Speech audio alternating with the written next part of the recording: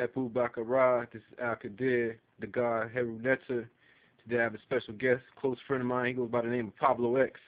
You know, we're going to be discussing the aspects of patriarchy and how it's affected our society.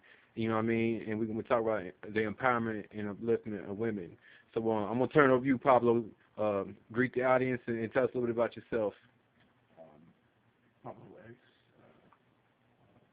outside agitator extraordinaire. Here we are talking about something deep-rooted and systemic. We're talking about some patriarchy. So I guess in our society, we still live in a patriarchal society. A lot of people like to say no, women have the right to vote. There's more equality in the workplace, things like that. Since the sexual revolution, people feel like we've made great strides, which we have. But I think we have to understand how deep-rooted the system of patriarchy runs. I mean, this is a structure that's been in place for a long time. And it's wrapped up within everything. Our value structures, our beliefs about gender. I mean, we do know today, at least, that gender is artificial. I mean, gender is flexible. We know that because of science, and you can alter your gender. Gender is the last, or your sex, actually. We have to separate gender from sex, but your sex is the last thing that is chosen, when you're forming into a person. The last thing that your body decides is, am I going to be male or female, right? So all of these things are artificial, just like race, just like class. Race can be seen as a mask for class. It's a way in which the white power structure divides and keeps us separated and keeps us oppressed externally and internally. So. True indeed. And what's your aspects or your outlooks on the religious aspects of it, and the creation of religions and also educational systems, and how they've messed up our society as a whole? Right. Well, I mean, religion, most organized religions don't treat women too well. Even people who have these Christian values, you look at the way women are used and treated, throughout the Judeo-Christian, the history of the Judeo-Christian religion.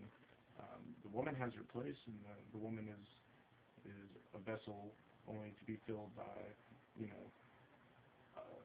the essence of man. Like, what is a woman? A woman is like the tool of the man, like in our society, right? So, religion reinforces that. Look at birthrights, even as they're laid out in the Bible.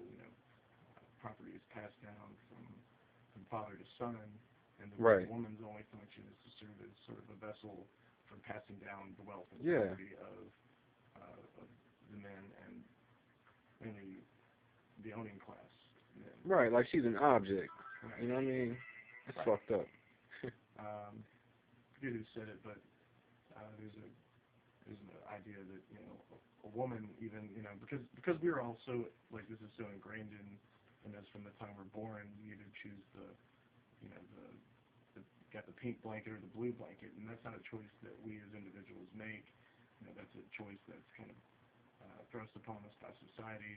And our whole lives, we are like conditioned into this system that says that men and women are essentially different. Like I said before, our gender is alterable. I mean,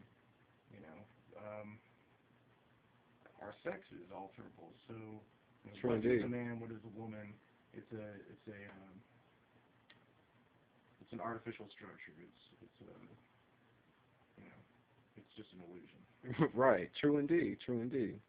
So, what do you think would bring forth balance in all that's going on right now, as far as the societal structures that have put forth in the psyches of people to have this gender division? True indeed, it is a way of thinking, but what do you think could help merge that together, as far as, because the conflict will continue on forever unless there's some kind of merging or understanding that is compromised, you know what I mean? But it seems like, there has to be an acceptance on one side, and usually it's the male aspect because males take longer to grasp because women are naturally ingrained and innate with them when they're born. That's why they're more advanced as far as years. You know what I mean? They're like 3 years more advanced than a male during puberty and everything. You know, so I mean, we came from them, you know, and I just want to know what you think could be applied to help end a lot of this madness that's going on with that aspect in society. Well, I think as just speaking as a male, I think that men have to devote themselves to being critical of themselves, critical and aware of themselves and of their peers and the things that they say. But see, when you say male, you're not a male, you're a man. You know what I mean? Males are like the bestial aspect of a man. You know what I mean? Male is just, you got a dick, basically. You know, but a man is someone who integrates all the true aspects and lives up to his fullest potential. You know what I mean? Sure. For the betterment of his community. However you want to look at it. And you are for the betterment of your community and as a whole, so that makes you a man. You know what I mean? You're an activist. You know, and the work you do, it furthers the people. It's power for the people. You know what I mean? So, Power to the people. yeah, definitely. Well, I mean, however you want to look at it, I think, you know, as, you know, well, I mean, within the society, I'm recognized as a male, right?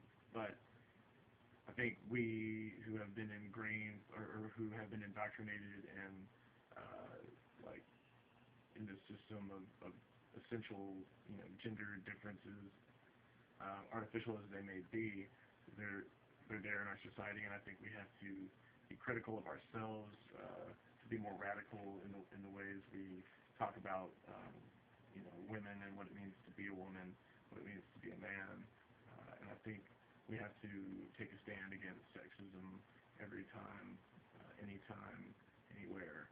I think it, you know, a system that's so deeply entrenched can't dissolve overnight, but that's why it's so important that we act as radically as possible when making critique and analysis about, you know, things based on gender and gender roles.